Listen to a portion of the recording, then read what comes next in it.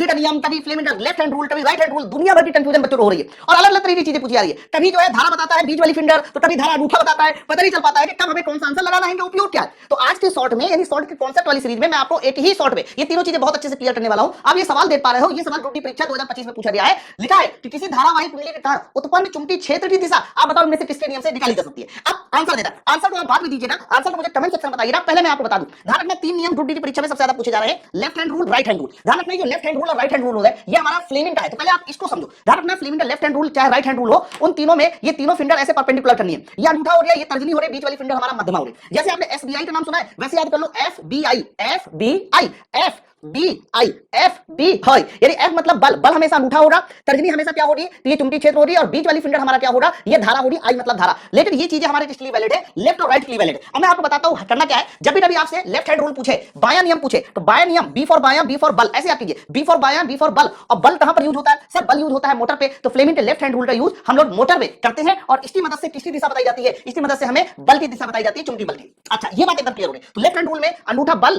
तर्जनी चुंबकीय क्षेत्र, बीच वाली फिंगर धारा। अगर तर्जनी चुंबकीय क्षेत्र बताएगा, बीच वाली फिंगर धारा बताएगी, तो अंगूठा बल की दिशा बताएगा। इधर आइए, अब फ्लेमिंग का राइट हैंड रूल आया, डी फॉर दायां और डी फॉर धारा। तो ध्यान रखना जो दायां नियम है वो हमें धारा की दिशा बताता है, और धारा का इस्तेमाल कहां पर होता है, तो धारा का यूज हमारा होता है जनरेटर में। अब इसमें सिर्फ इतना सा अंतर है, जब राइट हैंड रूल पूछेगा ना, तो अभी भी मैं आपको बता दूं ये इंडेक्स फिंगर तर्जनी चुंबकीय क्षेत्र होगा। अब जो अंगूठा है या तो आपको धारा विद्युत बल चुंबकीय बल लिखा हुआ मिलेगा, या फिर गति की दिशा हुआ मिलेगा, दोनों में से कोई एक मिलेगा। अगर दोनों साथ में मिले तो हमेशा गति की दिशा बताइए। हालांकि ध्यान रखना ये वाली जो डायरेक्शन होगी, ये बल भी लिखा हुआ मिल सकता है, या फिर आपको गति लिखा हुआ मिल सकता है। तो जब दोनों साथ में मिल जाए तो हमेशा गति को टिक करना, और अगर गति नहीं है तो बल को टिक कर दीजिएगा। तो अगर इसमें तर्जनी चुंबकीय क्षेत्र बताए, अंगूठा गति की दिशा बताए, तो ये प्रेरित धारा की दिशा बताती है। तो राइट हैंड रूल से हम लोग प्रेरित धारा की दिशा बताते हैं। आइए Maxwell thumb rule, Maxwell thumb rule का यूज हम लोग धारावाही चालक में करते हैं। धारावाही चालक का मतलब होता है एक ऐसा तार जिसमें धारा बह रही है, इसी को आप धारावाही चालक कहते हैं। इसमें हम लोग राइट हैंड रूल यूज करते हैं, और राइट हैंड यूज करते हैं। राइट हैंड में अंगूठे को एकदम परपेंडिकुलर कर लीजिए और चारों फिंगर ऐसे जोड़ लीजिए। ध्यान रखना इसमें करते क्या है, इसमें अंगूठे को धारा की दिशा में करते हैं, अंगूठा धारा की दिशा होता है, और ये जो मोड़ है चारों फिंगर का ये चुंबकीय क्षेत्र बताएगा। मैं फिर से रिपीट कर रहा हूं, इसमें जो अंगूठा होगा ये किसकी दिशा बताएगा, तो कहना मेरे भाई जो अंगूठा होगा ये बताएगा आपको धारा की दिशा, और जो चारों फिंगर का मोड़ है ये चारों फिंगर का मोड़ किसकी दिशा बताएगा, चुंबकीय क्षेत्र की दिशा।